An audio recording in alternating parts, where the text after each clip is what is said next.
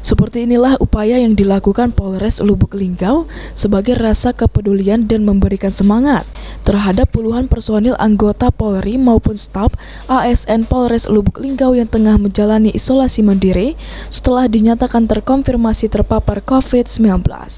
Satu persatu rumah kediaman anggota maupun staf ASN yang tengah menjalani isolasi mandiri dikunjungi untuk diberikan bantuan sejumlah bahan pokok yang diletakkan di halaman depan rumah.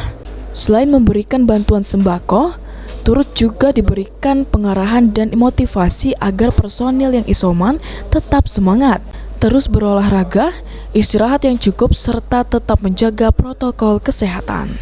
Hal itu dilakukan kepolisian sebagai upaya perhatian dan memberikan semangat terhadap personil yang sedang menjalani isolasi mandiri atau isoman.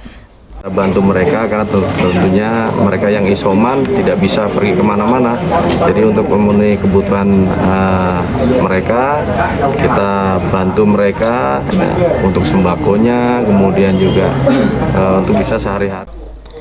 Sementara itu, selain memberikan bantuan sembako bagi personil Polres Lubuk Linggau, bantuan sembako juga turut diberikan pada beberapa warga masyarakat Lubuk Linggau yang tengah menjalani isolasi mandiri.